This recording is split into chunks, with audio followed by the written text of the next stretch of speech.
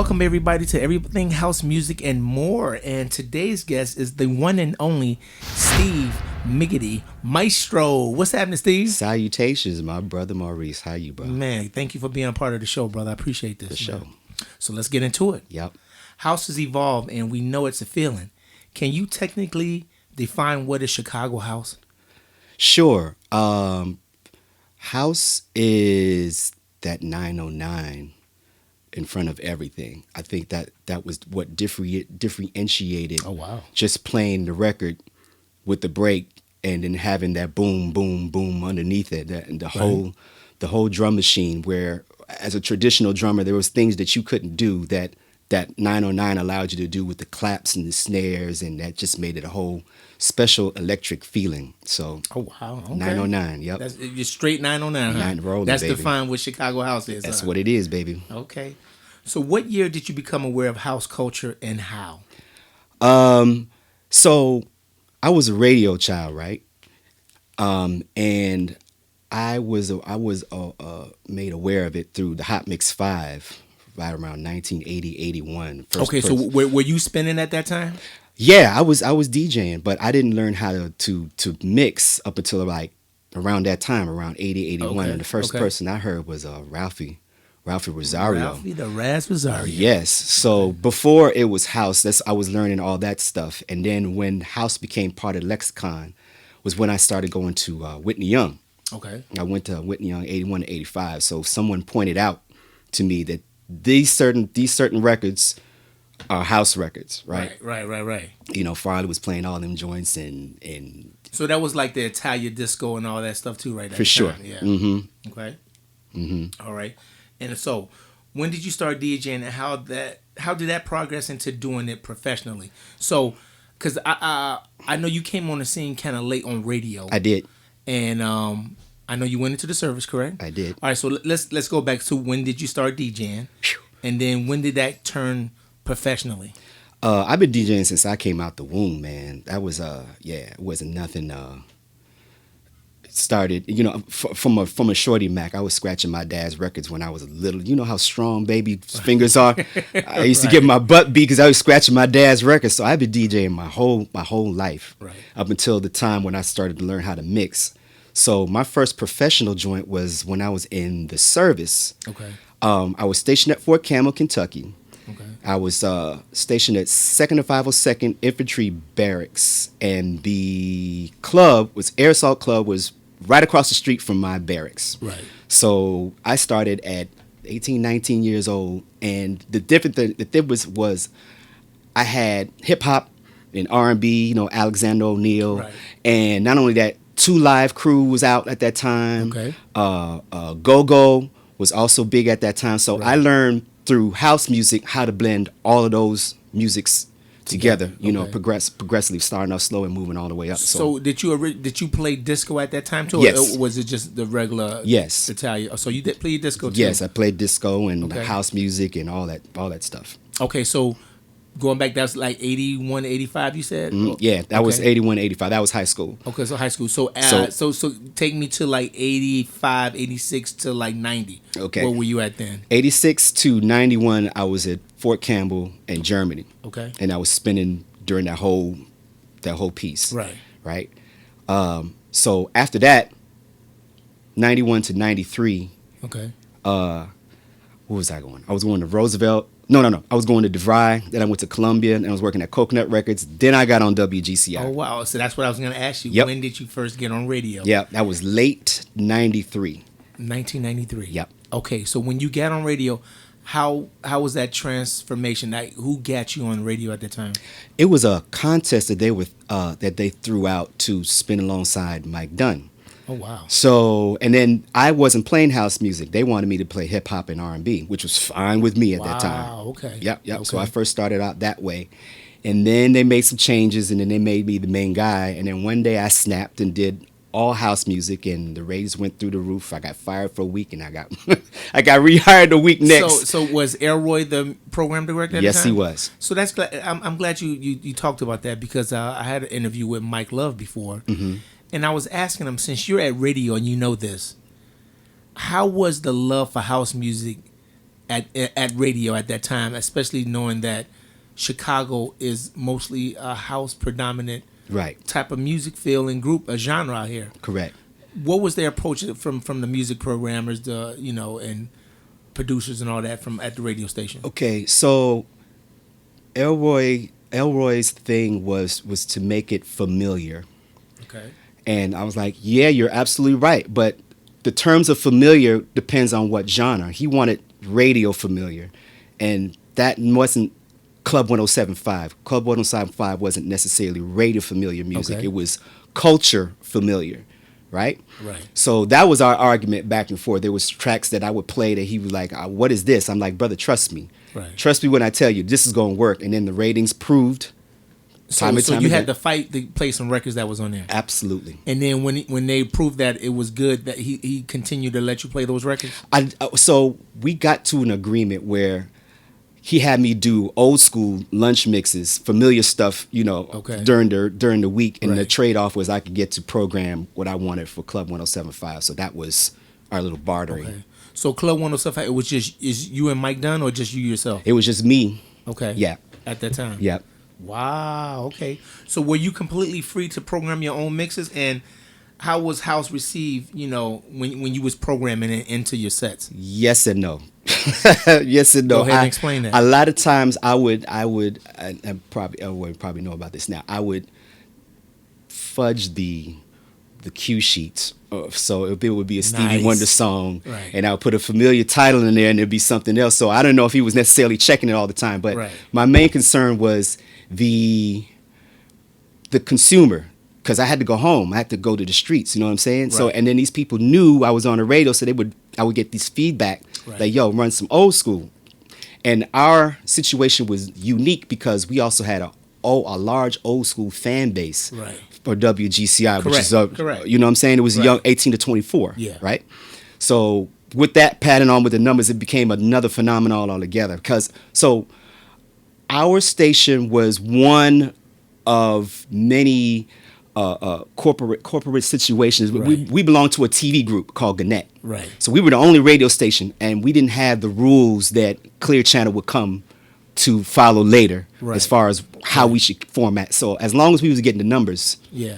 didn't have no problem and with that. I remember that back in the day, and I'm being honest here, because I remember you was the hip hop and R&B guy, and Yeah. then when you started playing house, I was like, this dude don't know nothing about no house music, and because I'm like, I don't like him, and that was my honest opinion at the time. That was But, everybody's I understanding. love the way you spin now, and I got to be honest about it, man. I think you can play very well, man. But at that time, I was like, oh hell no.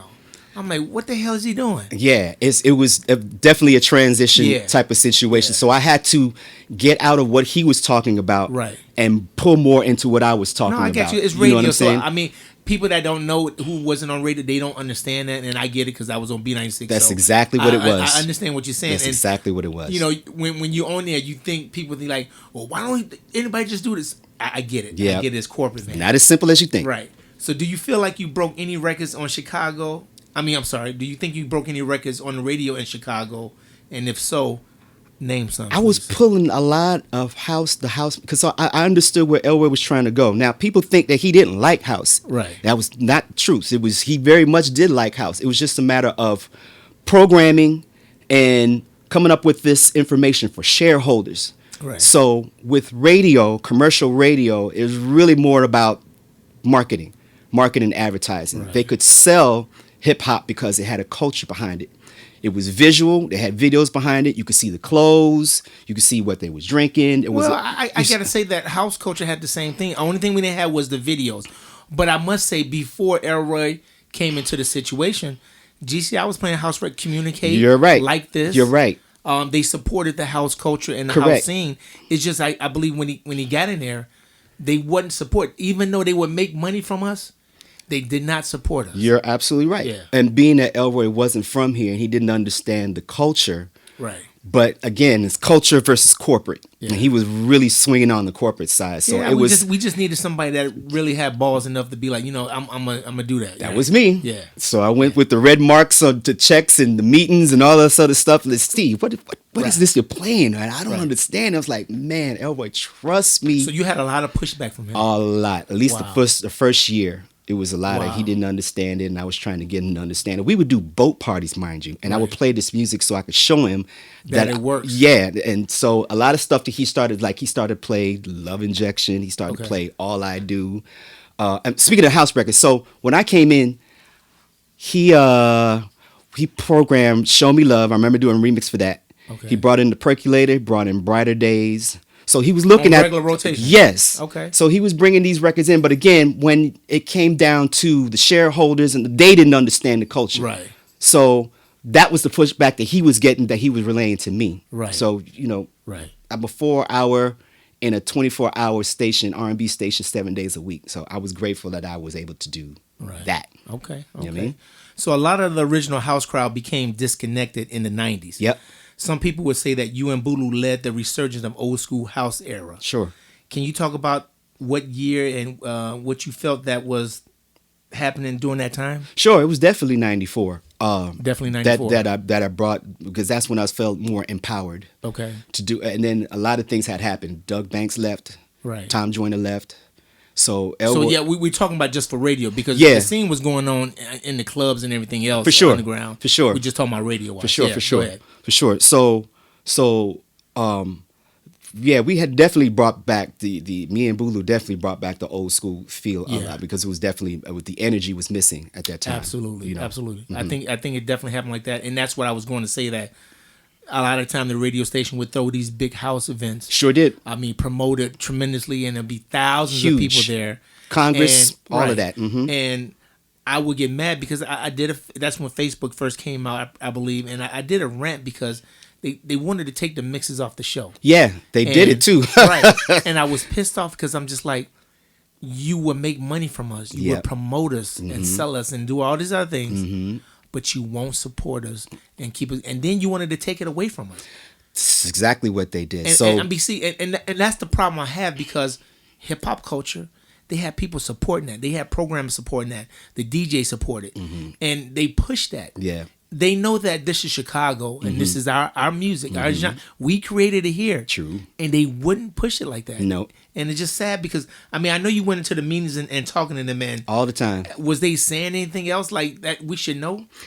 They weren't saying anything outside of what you already were saying, because again, they couldn't sell it. That was their biggest beef, was that we could do all these parties, but when it comes to the budget of what we would get versus a hip hop artist that would come into town or whatever, doing the big jams, whatever, it was night and day as far as the money was concerned. For sponsorships, then Yes. we're talking about, okay, so money Yes. like that. Yes. But I think if they really put the time and effort in it, they could do that, because, like I was saying to Wayne Williams before, we had B96 that was on this other side of the dial. True. They changed their whole format from everything dance. Now, that's the difference. It wasn't house. It was Right. dance music. Well, it was dance, but they did include the house, some Chicago house that was in there. some. But I'm just saying, but they switched the whole.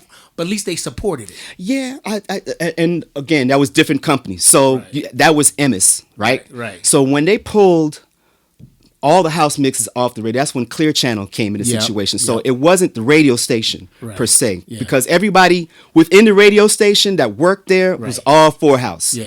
Don't get it twisted. We were all for that, and they were just as upset Okay. when house music got pulled off radio. But that was a Wow. Clear Channel situation. Okay. So their thing was making GCI just like everybody else. Wow. They wanted to make a McDonald's. Well, hip hop Right. was the thing. Yeah. You know what I'm saying? Yeah, so yeah. they looked at the national scope of music, and that's what everybody was running about. The corporate suits Wow. was all about hip hop. They were not interested in the culture at all. And seeing that Chicago was the only city that was that strong. It'd be Right. different if it had different cities. You know what I'm saying? Absolutely, Like absolutely. like with DC and Go-Go. Yeah. DC, the Go-Go only went to DC, maybe Virginia. Yeah. Right. That's what it was with Chicago as far as the music, house music was concerned. It It's wasn't- crazy because New York touched on the house. I mean, They did. because people don't understand. As me being in and traveling, house and hip hop came together all the time. We used to do Sure did. shows with hip hop artists. Sure did. Salt and Pepper, Jungle Brother, everybody. Yep. And they love house music. Yes, they did. But it was a culture with them too. Yes. And they supported that, which I truly amend them. And it's just we couldn't get that here in Chicago at all. Yeah. So as a DJ and producer, Yeah. what has been your biggest win to date, and what has been your biggest challenge? The biggest win. I think the James Brown joint that I did under Mortimer Snare, the Here I Come. I think that was the moment That's when good. everyone was like, "Whoa!" Yeah. You know, like you did it, because I up until that point I've been putting out records and people were I think people just reacted to that better, but I love some of your stuff that came out earlier. So I mean, I'm a fan of that. Yeah. But I understand what you're saying about that record. So Yeah. yeah, because Mike Dunn is playing the hell out that record. beating that record like it stole something, and then it went to Louis, and then it went worldwide Right. after that, to That's the point good. where I took that back and started pressing vinyl. Wow. Off of that, so sold out of that. Really? Two So records. how many pieces of vinyl? did you I press put on? a limited edition of 120. Oh, that's good. Yeah. Wow. Yeah. That's hot. Yeah. So what has been your biggest challenge? Keeping it going. All right. So since you said that, Yep. when you made that record, how did that come about? Well, it was a situation where I was in a bad business relationship with a person prior to that. This was 2018. And then after I found that money was being stolen from me. Oh, wow. Yeah. And then you trust this person. You let That's him, somebody from Chicago. Yes. And you let him in your home and all this other stuff. You know who that person is. Huh? Yes, I do. You can say it right here on the show. Nah, man. I'd rather not. Oh, You know, come I on, understand man. about energy. Right. Yeah, energy and intent. So, Okay. so instead of taking it out and doing some vengeful stuff that I know will come back on me now, because I'm a big believer in energy, I decided to take that energy and put it back into my work. Right. So that was 2018 when I found out. So that was the end of 2018. 2019, I started to get out of my feelings, and around March, that's when I hit that Here I Come. Oh, wow. And it was Ron who told me, he's like, you could do Ron.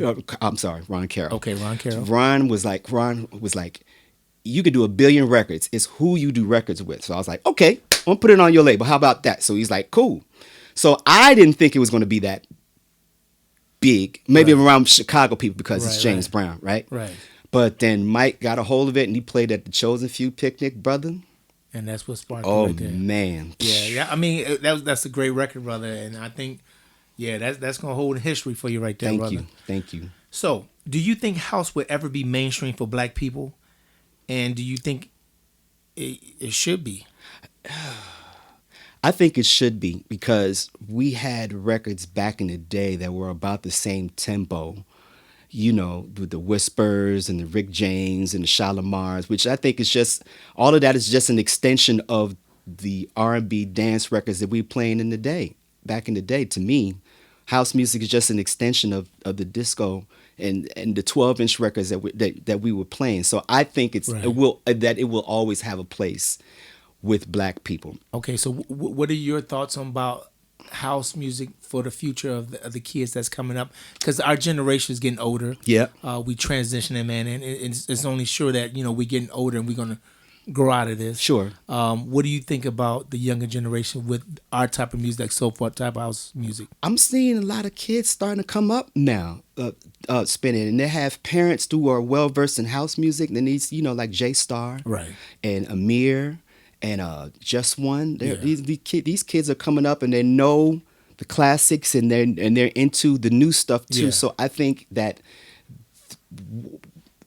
if with our guidance, and with their technology, or making it more visible, because that was, I think, house biggest problem was that we couldn't see the artist, and we couldn't see the producer or whatever, like you could see Guru from Gang Starr, like you could see Tribe Called Quest. So you actually think it was visionary that Absolutely that we lost it because we didn't have the visuals there? So you got to think about when Yo MTV Raps, that's when a lot of folks got hip to NWA. Correct. And a lot of the West Coast artists, because a lot of New York wasn't having that. Okay, let me play devil's advocate here. Marshall Jefferson's Move Your Body. Didn't see the video. No video. Right. Record's huge. Everybody knows that record. Not everybody. Come on now. When I went to this is what I was telling you. So when I went to Kentucky, I was playing that back in '86, right? They didn't know what that record was. No, I'm not talking about back then. I'm talking about but now. Oh, now it's a different situation. It's a different situation. I mean, I think a new record, it's kind of hard to break and do everything. For sure. But that record didn't have any visual. I mean, even that record, like in the '90s, was huge still. No visuals to that. Everybody knew that record still. So I think that goes to show you. I think it's about the music.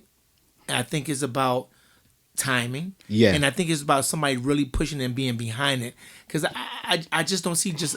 I know videos was a big part of it back then. Huge. But I just don't think that would have took it over the edge. I just think if somebody was really trying to push it, and that would happen for us. In the sense how R&B was pushed, you mean? Like it's because you have record reps that were doing their thing. So if it got into that situation, then I could see where the bigger markets, New York, LA, Chicago. So you recently had a taste on the EDM side of things too, right? I did. And tell me about that experience and what difference there were on that side. So it was E Smooth. I made a record, and I played it for E Smooth. He was like, "You need to get in touch with this person, with Neo X from X Productions, and let him see what it's." So that's how I got hooked up with Felix, the House Cat, and not David Guetta. My brain, oh my God, right now.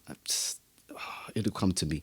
So that's how I got that the sound of disco, that type of situation, because it's house. Right. We were making the same kind of records with the. So you didn't do anything different. You didn't. I mean, so you didn't come in here like, I'm gonna make an EDM record or. Nope. Okay. Nope. It just came about. It was just something that I was doing, and I said that sound kind of cool because we're, acid. Same thing. Same thing. So well, the other side, did you get a chance to see that other side of the spectrum? Unfortunately, no, because this was during COVID. Okay. So, that's when everybody, Okay. That's the only thing that killed that record was when COVID was popping. So maybe you need to re-release it, man. We talked about it. Absolutely. All right. If you had to choose, would you have a residency plan for a smaller crowd of lower heads all night or a steady schedule for larger parties? Oh, larger parties for sure. Yeah. Yeah. Explain. I think that now that house has come full circle for the second or third time, that people are a lot more receptive to it when you compare it with trap audience, because it's an energy thing. Right. Like house music, always happy, always always joyful. With the trap music, it's a mood, and it's a vibe, and a lot of it is negative. And you see a lot of our young kids are getting murked out in the street really early, where most of us, we run around 55, 60 years old, still traveling around the world type of situation. You know what I'm saying? Right. It's like most of the DJs I know have got gray beards and kids and grandkids. Like, you know what I mean? It's super, this happiness generational. Yeah. So how do you think the current culture of many DJs on the night playing short sets helps or hurt the culture? Hurt. You think so? Definitely hurt, because I can't listen to one vibe for 2 hours all night long, because that's not how we came up. We came up with different type of musics all sewn together in one night. Yeah. Right? So I keep that same mentality because now they got soulful house and Afro house and deep house and tech house and sad house and piano house and all these other things. But if you stew all of that up together, make it one night, you can hit the room. That's the difference between a DJ and a record player. Oh. Right. The selector, you have that's why the larger crowds are so much important, because you have different cliques in the crowd that you have to serve the room. And also, we didn't touch on this, but you went from GCI to, were you on Soul? Okay. Yeah. Let me tell you this story. So during my GCI moment, I'm in the middle of it. Doug Banks went syndicated. Okay. So he tapped me on the shoulder because he's working for ABC. He's like, "Hey, I need some mixes done." I was like, "Okay, cool." Right. What I didn't know was that one of his affiliates was 106 Jams at the time. Right. And I'm still hopping on GCI at the time, right? Right. So they running my mixes, and Elway and Marv caught wind of it, and they was like, hey, whoa. Hey, listen, buddy, you can't do that. Oh, wow. Yeah. And I'm like, well, they was running the same mixes? Yes, sir. No, not the same mixes. I was making two different type of mixes. Okay. I made sure I did that. Right. That bad. So they were like, you can't do that, bro. I'm like, well, I don't know why. I'm not under contract with you. I'm an independent contractor. So, and they're doing it at different times, so I don't understand the problem. He's like, well, you're going to have to pick one or the other. I'm like, well, can't you match the offer? Because they were paying, this is ABC. Right. And they were like, nah, we can't do that. So, two fingers. And I was working for them, and I was working for Super Radio also at the same time. So I wasn't hurting. Right. But that is what happened at that time. I was a wild boy. Right. I was crazy. So here's the whole controversy of Where do you think the term house music came from in your perspective? You know, Mo, because like I said, I was a radio child, and I didn't get hip to Ron and Frankie until high school. Right, Ron Hardy and Frankie Knuckles. Right. 'Cause, you know, I had older heads bringing around tapes Correct. around and whatnot. So when I started to understand the difference between disco nights Right. and pineapples, Right. I was like, oh, that's house music. Right. Got it. Right. So as far as I'm concerned, that was music that they played at the warehouse. Okay. No, Right? That's I'm just trying to hear. Makes sense to me. Everybody has a different story For sure. about it. Okay.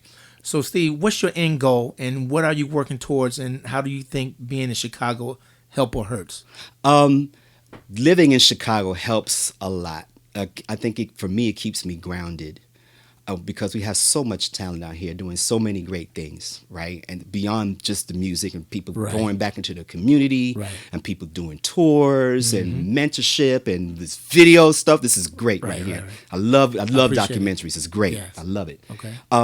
I think that with us doing it in real time Yeah. to explain the culture, because a lot of people, we got 10 billion stories, Right. and everybody has their perspective on Absolutely. it. So I think that once we all streamline time-wise what happened first, Correct. to define how it became Right. house music. Right. So I think that the more we talk about it and more Correct. we talk about, especially Chicago, we Yep, need to get that that's what story we're doing. straight That's first. why I wanted to do this, We right. need to get that story straight Absolutely. Yeah. before everyone else, because everyone else has their opinion about, oh, house came out here. For no. I remember us kids Right. back in 79 and 80 calling that house music Right. specifically. So, Okay. yeah. Good. So you have to rock a Chicago house party with Yeah. 3 Chicago house records. Oh, Lord. What would they be? Man. Time to Jack. Okay. Move Your Body. Okay. Man, this is hard, bro.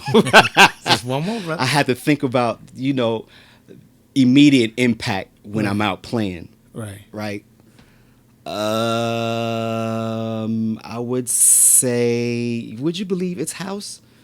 Right. Yeah, I would, because like I said, those particular 3 records in any set, Right. North Side, old Wow. school, new school, Okay. I could pull those out. And I'm surprised because no one ever says Lil Louis. I think because Lewis came late, a little later, Right. and But he changed the scene though with that. yes, he But changed the scene and the but sound. You have to see Mike's Dunn interview because he got something special about that. That's coming up soon too. So I need you to look up. And then that. he was on the inside, Right, so right, there was right. there's a difference between Yeah. me Yeah. as a radio kid and Right. him who was already in there. Correct, You know what I correct. mean? Yeah, he was yeah, in yeah. the fishbowl. All right. So he could probably give you a better, Right. You know. All right. So is there anything you want the audience to know about Steve Miggedy Maestro, man? I do this out of love. I really, really do. I love my people, and I love this culture, and I love what it stands for. And I love the vibration that it gives off. Nice. I love to see people Right. congregate and have a good time. I love to see people hugging on each other. People, Right. especially like situations like the Chosen Few picnic. I love because even though it's a once a year situation, it's like one Right. big happy family reunion Yeah. / frat, SOAR, Yeah. neighborhood, high school, grade school, Yeah. college, army get together where we Okay. all see each other that Yeah. summertime, and we got kids and Right, right, grandkids. right. No, that's good. Yeah. I love Okay. the vibe. That's what it is. House is a vibe. Well, remember everybody, follow Steve Miggedy Maestro on social media. Yeah. And also subscribe, hit the button, and hit the notification button for all new episodes of everything house music and more. Steve, I want to thank you for being on the show, brother. I really appreciate you, man. Thank you and God bless, man. I love you, man. Peace, bro. All right.